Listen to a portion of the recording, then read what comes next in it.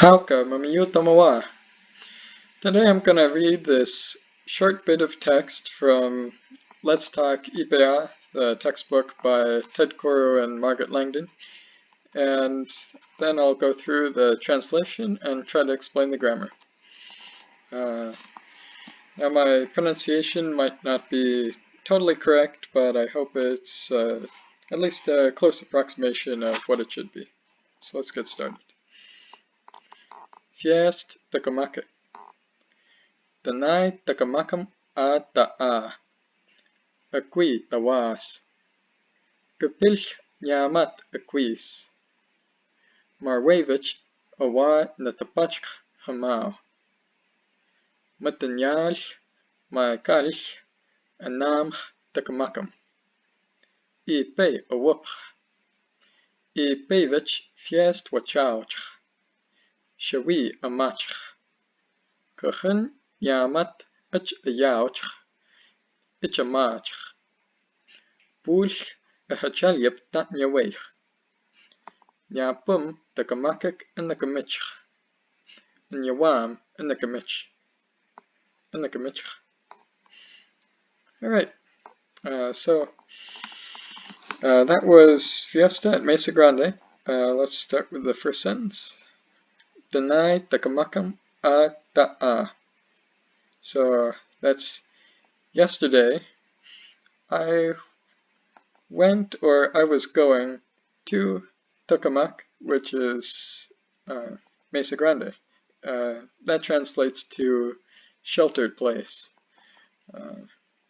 And then, let's see here. Tanay is yesterday, and that is an adverb of time. So, Kumeyaay has three major classes of words.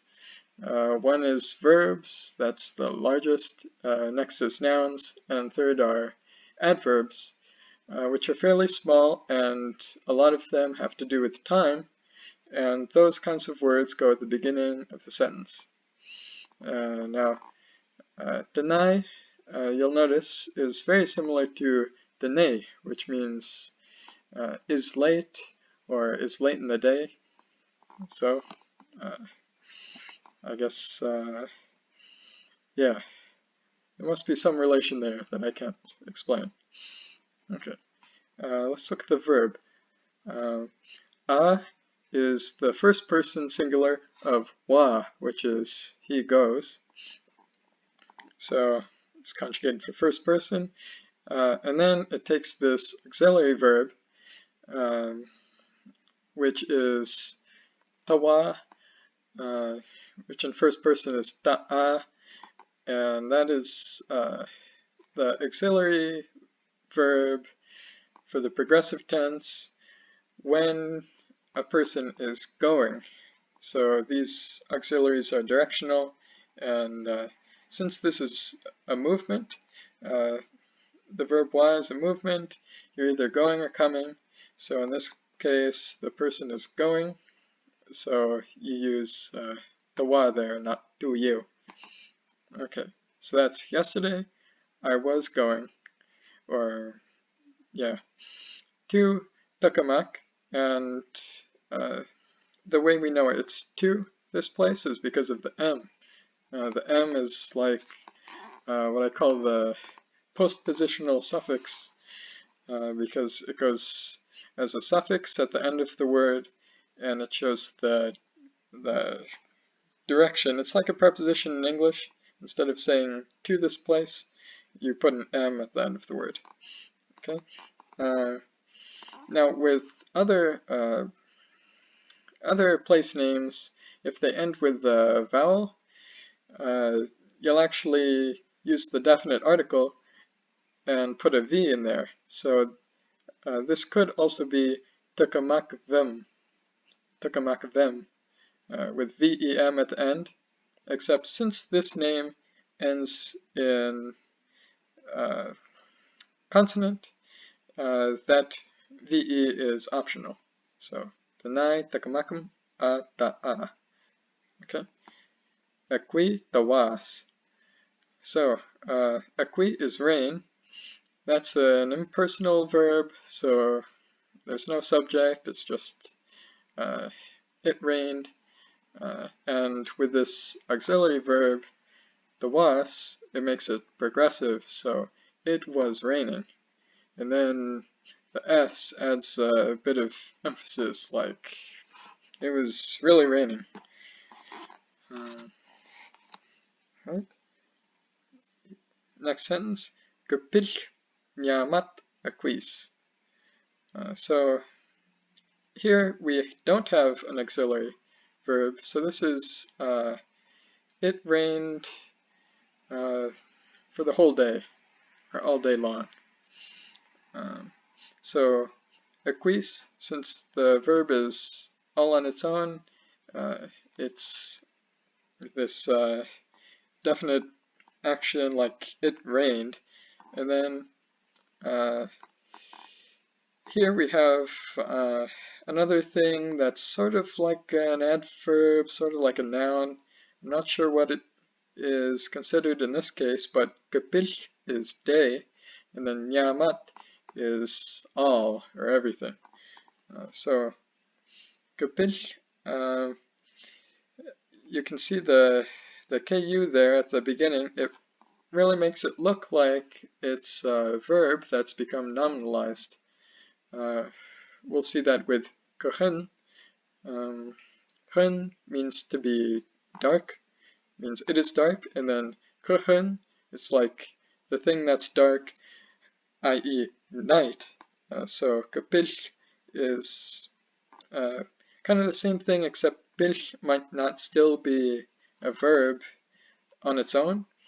I suspect it has something to do with this other verb, pil, which means flickers. So I think there's some connection there. So capiche is like when it is light out. And then nyamat, that means all.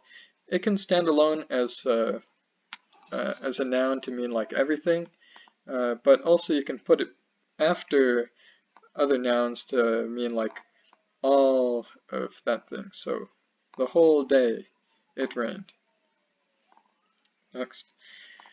Marwevich awa natapachk hamao.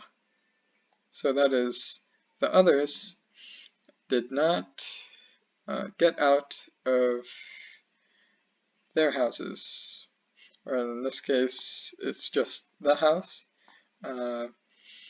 You probably could say nyawa instead of awa there. Yeah, which would mean their houses or their house or whatever. But for whatever reason, this was left as awa.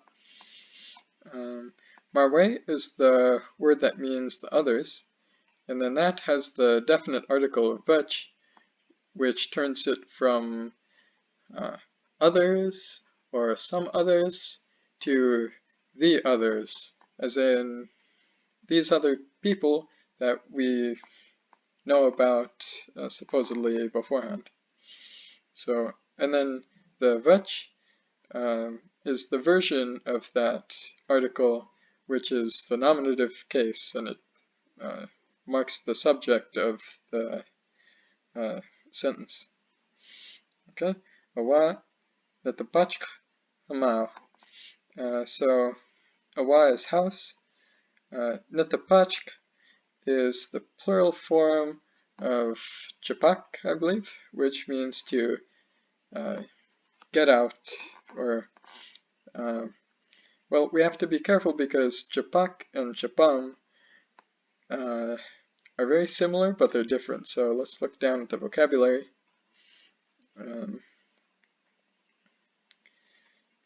Chapak is to come out.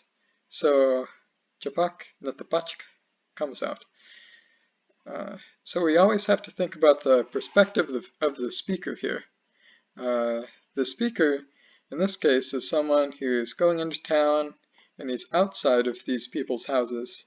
So from his perspective, these people would be coming out of the house. Now, if we were inside the house with them and they went out, we would probably say chapam, like they went out. but since we're on the outside and they're coming out, we use the verb cepak, natapachka. Okay, but it says, by the way, natapachka, this has no prefix on it, so we know it's third person, and then it's the plural verb stem, so we know it's they and not he or she or it. And then it's negated. So check this out. To negate a verb in Iipay Aa, you use amau, and that would be conjugated for whatever person, in this case third, and then the verb it applies to gets this h suffix. Sometimes that's called the future suffix, or it's the irrealis marker if you want to be like fancy and technical about it. But that goes on this verb just to show that it didn't actually happen. Okay? The H often means future, but technically all it is showing you is that the verb, as of the time this was said, has not physically happened yet, or is not happening. Okay, so Marwevich, Awa, Natapachk, Hama. Another thing that's interesting is Awa has no marking on it whatsoever. So a verb like Japak, which is to come out, that can just take an ordinary object like Awa, and no marking is really necessary. Like you don't have to say Awak from the house, you can just say Awa because the verb already implies that you're going to be coming out of it. Next sentence. Matanyaj, ma'kalsh, namch takamakam. So that's tomorrow, in the morning, we will go to Mesa Grande. So takamakam, you already know that that's to Mesa Grande because of the M. And then nam is the plural for wa. And here it's conjugated for the first person. And you learned in my previous video that if the verb begins with, or any word really, if it begins with a consonant and you need to add a prefix to it, and the prefix consists of a consonant, then you insert the schwa there in between them, so anam. And here we have no amal, so this h is all by itself, it doesn't have any other verb that's acting on it. So that's how we know that it's marking the future tense. And finally at the beginning we have two adverbs of time, matanyaj, which is tomorrow, and ma'kalsh, which is in the morning. Iipay Aa. Okay, so a whoop is the plural of a woe, which is sees or looks at. Now, Iipay, what case is this? How can we tell if this is a subject or object of the sentence? Well, one sign is that it doesn't have a ch at the end, which would mark it as the subject. And another way we know is because a whoop is conjugated for third person, and first person, and if it's first person plural, it's gonna be we. We are gonna be the subject, and you can't have Iipay as the subject, which is some third party. So we will see people, is what that says. And then the H there again is for future. By the way, Iipay, it means person, it can mean people because there's no distinct plural form. And in certain contexts, if you're trying to distinguish like types of people, Iipay is the word for Indian or Kumeyaay. Iipayvich fiest wachauch. So the people will throw a party. Fiest, as you can probably tell, is a loan word from Spanish fiesta, and then Iipayvich is the subject here. We have that vich, which is the article meaning the people. And then what's interesting is that the verb of choice for holding a party is wachauch, which is the plural of wacho, which is to make. So they are making a party. Shawi amach. We will eat shawi, which is acorn mush. Yeah, a staple food of the Kumeyaay traditionally. Amach is the plural of wama, and wama is the verb for eating, but only when you're talking about soft foods. This is something that's kind of hard to understand unless someone can demonstrate it to you, but the examples I've seen have been if you're eating hard or crunchy things like meat or anything else that's harder than that, you use the word wasau. But if it's something soft like acorn mush, maybe soup, I'm not sure if you eat or drink that.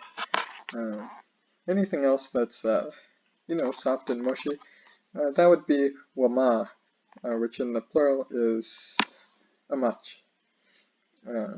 And then we see that glottal stop at the beginning, marking first person, and then H at the end, marking future. And then shawi is left unmarked, which typically means that it's the object of the sentence when it's in a sentence with a transitive verb, which amach is. Kachin nyamat ich ayauch. Ich. Okay, so kachin, very similar to Capiche, and that means night. So all night we will sing and dance. So hun means to be dark or to be night. Kachin is the thing that's dark, which is the night, and then yamat is all night. Which a yauch, so that is we will sing. This is a very interesting irregular verb because you conjugate it on this part in the middle, not at the very beginning. So this uch, it stays the same for all the forms of the verb to sing. And then what you have here is the verb wayo, I'm pretty sure. Excuse the motorcycle passing by. Wayo is the word for like to get or to take, something like that, to have. And then in the plural it's wayauch. So that's what we have here. We have uch plus wayo becomes uch plus wayauch, and then you conjugate it on the wayauch part and replace the W with a glottal stop. So that's kind of interesting. I'd really like to know what this uch is supposed to stand for, because if that means something, then to sing is some sort of metaphor, like to grab something. I don't know what. Anyway, it's a match. I'm not sure if that's irregular or not, but that's the verb to dance, and you'll notice that both these verbs are marked for the future with that H at the end there. Push ahachalip tatnyaway. So push is like way over there. We have different levels of saying there, from nipe, which is right there where you can see, to puy, which is just a general there, probably someplace that's too far to see, and then push for something that's really far. Hachalyap. Yeah, I should translate this whole thing. Over there, we are gonna be happy. Maybe we're gonna be having a good time. Hachalyap just means is happy, and then this is made first person by adding an e and then glottal stop. Hachalyap. Yeah, and since there's no separate plural form, there's no way to tell if this is singular or plural, except that we have the auxiliary or helping verb right here, which is clearly in the plural. Tatnyaway. That's probably the plural of tawa, which is the sitting helping verb, and that's what you use when you don't know what position you're going to be in, sitting, standing, or lying down, or it doesn't really matter. And then this is conjugated for first person, so it goes from tanyaway to tatnyaway. So that with a glottal stop, and I recently learned that apparently schwas or e's become a's before glottal stops in Kumeyaay. So that's the reason it's an a and not an e. And then of course we have the h at the very end. That makes the whole thing future, but you only put the future marking on the helping verb when you have one. If you put this on both verbs, or if you put it on just the first verb, it means something very different, and I won't go into it right now. So over there, we're going to be happy. Ya pum takamakak and nakamich. Then we're going to arrive from Mesa Grande. Yeah, that's the definition that's listed here. Nikamich is the plural of pam, which is to arrive or to get there. But what's interesting is we have it here, and then we also have it here, anyawam and nikamich. The same verb in two different sentences. Yapum, that's a very common word for then. And then tikamakik. Here you see that it has a different ending. It's not M as before, it's a K. And of course, you can't really pronounce two Ks in a row. It's just not going to come out, so you need to insert a schwa there. Just as you do for the beginning of words, if you need to put a prefix, you can also do it at the end of words. So tikamakik, from Mesa Grande. And nakamich, so first person, plural, future, and then inyawam and nakamich. That's to our house. We will arrive, or maybe to our houses. I'm pretty sure this does not change in the plural, so it could be to our house or to our houses. But if we're assuming that these people are like a family, it's going to be one house. So here you once again have the M, so you know it's getting to the house. And then you have this possessive marker, enya, which is my or our. It's the first person marker basically. And if that word happens to be plural, you don't show it on the possessive marker like you would with English, where there's a difference between my and our. where that possessive word has number as well as the person. In Kumeyaay, it just shows the person, and then the number is indicated on the noun itself.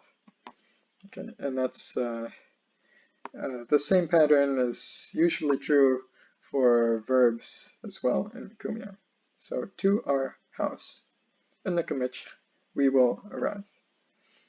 So as you can see, this is from Let's Talk Iipay Aa. So this was written most likely by Couro himself, so it's native speech, and congratulations, now you can read a passage of native Kumeyaay.